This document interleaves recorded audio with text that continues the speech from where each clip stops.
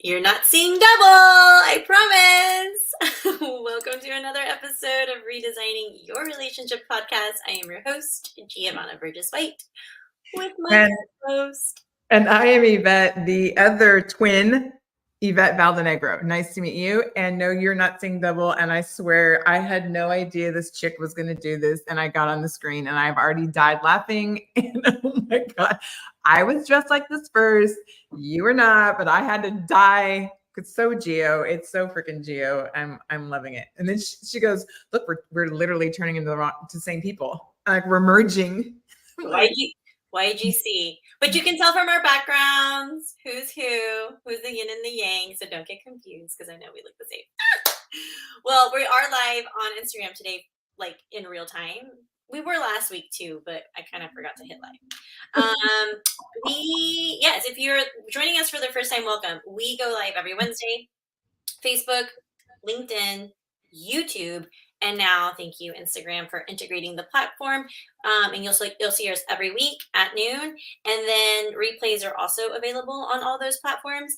And then we are just this year started to go exclusively with Spotify. So if you're listening or watching on Spotify, welcome, because there is an interactive feature. There's a Q&A poll, and we would just love to hear from you. So welcome to another show. Woo woo! And this is a series without being a series because we're talking about, sorry, there goes my train, but we're talking about just love and dating and what's happening right now in the 2024. And I have to say, and I say this, but I don't always say this all the time. If you're going to go back and listen to an episode, I really think that is the one first and foremost for just entertainment purposes. But secondly, because I think we talked about a lot of things that either A, people are not aware of or that's happening, or just good content to share with someone else as far as like, hey, what are your thoughts about this? Because it just kind of opens up a whole new realm, which I think this one will too. And I'm excited just to be talking. We're always talking about love and self, but this is more focused in on love and your relationships around you, more romantically speaking. So, yeah. Well, before we get started, we're going to do our sponsor. This episode is sponsored by the YGC Collective. Now, wherever you're watching, the link is live. We are hosting our first annual YGC Collective. It's our conference. We have a VIP night on August 19th. We have conference from 10 to 3 on the 20th. It's so amazing. We have a whole episode on it, so I won't go there. But 5 amazing auditoriums, 10 speakers, amazing sponsors.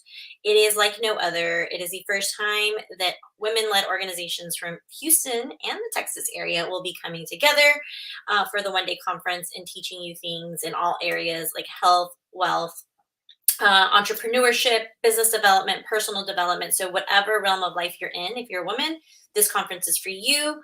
We have selected VIP tickets, so make sure if you want to go to VIP night, you get those tickets now.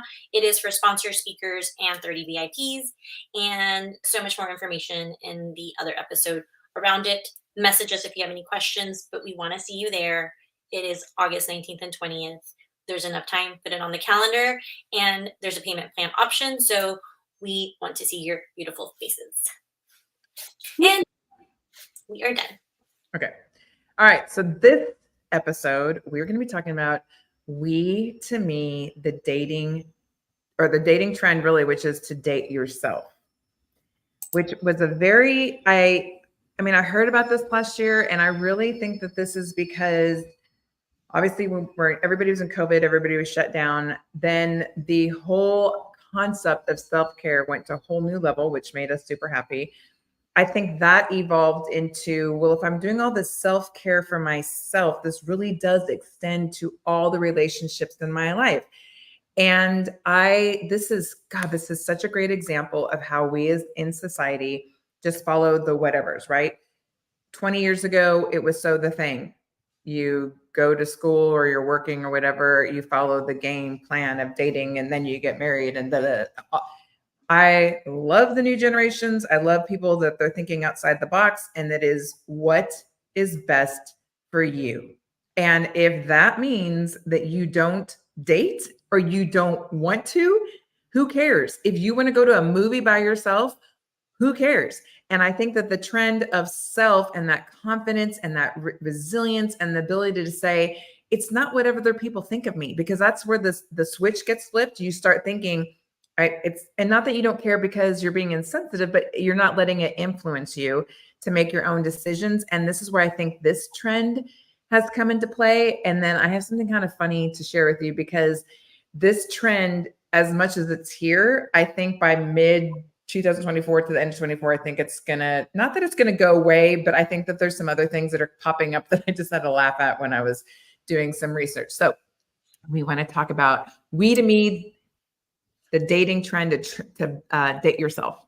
I love it. I love it. I love it. Even though you're in a relationship, you can still date yourself. So I love that we're going to talk about it. So more singles are prioritizing their mental health and feeling more empowered to foster the love they desire. So both of you, everybody knows that we're two different generations. They're like a little bit over 10 years apart. But I love this because I don't remember who I was talking to last week. And they were like, it's for the first time ever I went to eat by myself. And I'm like, what? Like, you haven't, they're like, no, I haven't gone to the movies by myself. I haven't traveled by myself. So I hope that this episode inspires you to do that. And also it was like, they were having a hard time having the conversation with their partner about doing it because they've never done it before. So I can see how that's a kind of like a flag of like, wait, why? Like, why do you want to start doing that now? And like you mentioned earlier, after COVID, this is like part of self-care and part of kind of doing what you want to do without feeling guilty or bad anymore. So we're hoping we're inspiring all the women out there who are listening, who want to start dating themselves and who want to start doing more for themselves and not feeling bad about it. Yeah. Okay. A couple things. One, because we can see that people are watching live. Please, please, please, please just chime in. Yes. Whatever you want to say, we want to hear, or give us applause, encourage us. We want to encourage you, but chime in. Secondly, because I can already hear it now. Oh, this episode isn't for me because it's all for the single people. No, it's not. All of the things we're talking about, you can be, listen, here's a cold reality. Flashback. Whoop. You can be married and the most loneliest person on the planet. And you could feel all the things like as if you're single and doing everything on your own. So this is not just for single people. This is a wonderful, gentle reminder for all of us. We're all growing no matter what stage of life you're in and no matter what relationship or not relationship you're in or the relationship with yourself. Yes. Okay, but here's the thing. Last time we had a great time, and I know you love statistics, so I searched and searched for trying to fit it into what we're saying, but I came up with found some stuff that I thought was really interesting. If we want to go to the stats before we get into some of the fun. Yes, I am. But for those of you guys who are like, why is Gio looking down? And I am actually looking at our live on Instagram because we are actually live, and so I can answer there. And then if you are on Facebook, LinkedIn, or YouTube, we will answer in the comments here. So when Gio's doing this, it's not that I'm like checking out my phone. I'm looking at what's happening. And so we're super excited. We have Women Wine in Houston. We got Christina Slavic. We have Andrea. Everybody's on Instagram. So share, I will comment, and I will read what you're saying as well, because that's what the whole point of us streaming live. So stats. Yes, I love stats. So here we go. Oh, sorry. Okay. First stat. Where are people meeting? Like, this is a good one. Please tell me. Where are people meeting? Okay. 45% of people who took this survey, dating apps, 45, which again, 20 years ago, that was such a difference. And again, I just remind everybody out there, this is how trends and movements begin. It just takes a few people to say, no, I'm not want to do that anymore. Or to think through, why am I doing this? Because culture has taught us to do stuff. This is such an example. The culture's changed, the environment's changed. Technology has changed. Now we have the availability to be on the apps. 33% of people are meeting through a friend. I love this. So the next one, it's apps or friends, which I tell people all the time. I sound like a broken record when someone goes, oh yeah, like I shot my shot, but I got turned down and so-and-so didn't, really want to connect with me in that way. My first thing I say is, hey, listen, that cute guy or girl has cute guy and girl friends. So just because you shot your shot with them doesn't mean you can't be exposed and open up to a whole new realm. And not only this, the person that's your friend that loves you so much, or maybe they didn't love you in that way, They are going to be the ones to give you the stamp of approval. So now you just got the leg up of like, oh, they're so cool. So don't get that twisted. Friends are important. 32% meet at concerts and festivals and events. Oh, I'm loving the organic numbers.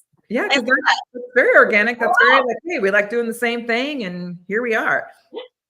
This one, I was like, this is why everybody's on their phones. 27% found each other on social media.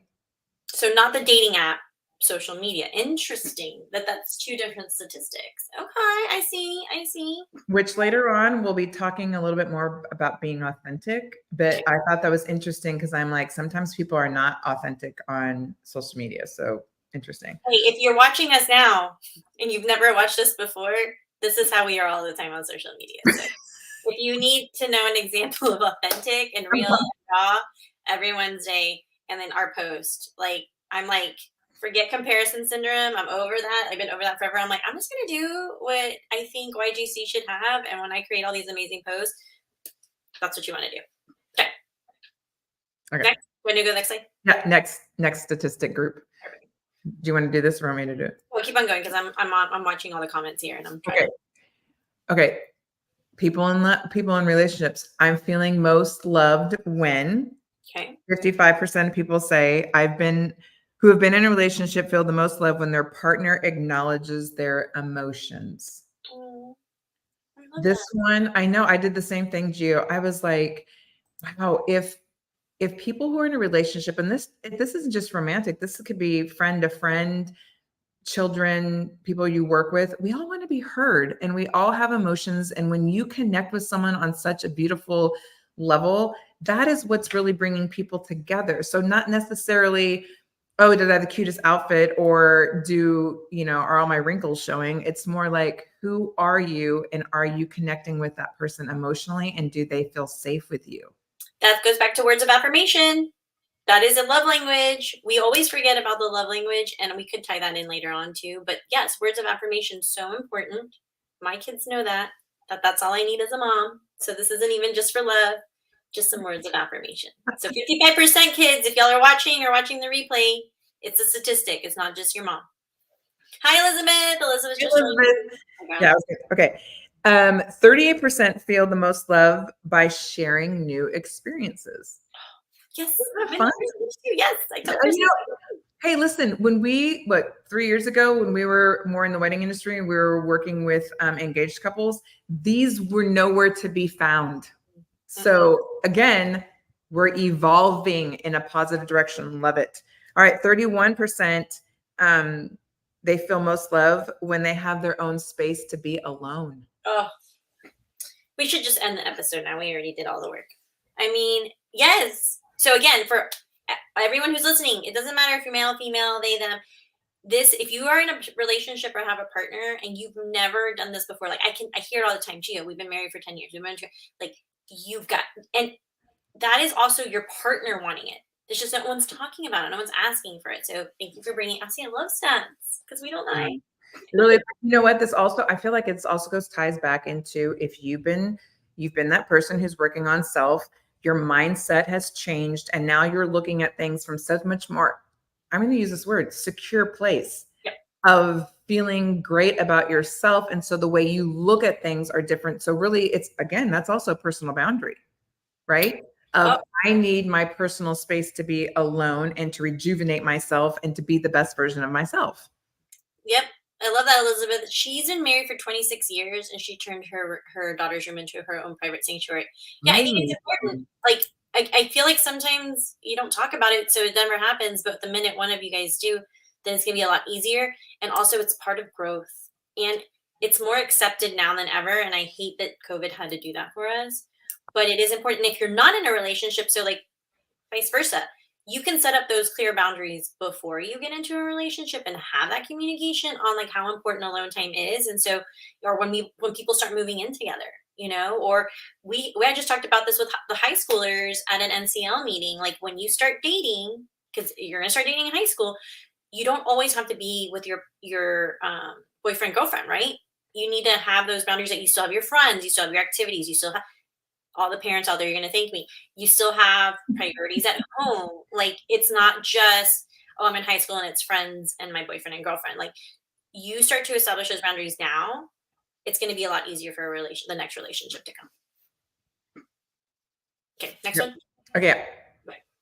Next group of statistics all revolve around priorities. Perfect. All right. So this is what people in the dating world are thinking about right now. 49% are focused on prioritizing their life-work balance. I knew you were going to freak out when you saw that. That's half. That's 1 out of every 2 people. Now, that doesn't mean everybody's following through with it, right? But at least they're thinking about, like, this is important that I keep a life-work balance, even when dating. Wait, question. Is it life-work balance or work-life balance, and you changed it because we say life-work balance? I changed it. They wrote it. I was about to fall over and be like, they already figured it out that it's life-work balance. Okay. Yeah. No, we're going to get that marked. But think of it that way. Life-work balance. Got it. Okay. 13%. Is that a typo? Maybe that's a print. Are not interested. I mean, I think that's a typo because it probably is 43% are not interested in dating someone with a demanding job. That makes sense. Because the generations right now we're talking about, that's a different episode, but remember we talked about how they weren't looking for money. They were looking for a job that they enjoyed more. It could pay less, but they didn't want to like a job that paid more, and then they're there 24/7. So love that. Okay. This, I think, one of my favorite on here. 48% of the people who took the survey think that mental health is more important than marriage. Yeah. Listen, you know what we're going to be doing in 10 years? This is going to bring the divorce statistics down. The fact that people are already thinking about my mental health is important. I need my own personal space. I need to set boundaries. Life-work balance is important. You're already setting yourself up for success. And then you're interested in finding someone that thinks the same way or has the same value system as you do. Yeah. This is a great episode for your kids. Doesn't matter. Actually, all generations. I need my parents to listen to this too. Okay. 44% said that they wanted to be someone who was also thinking about their personal physical health. That it's not just about, hey, I'm taking care of myself. They want to be with someone else who's taking care of themselves as well, physically.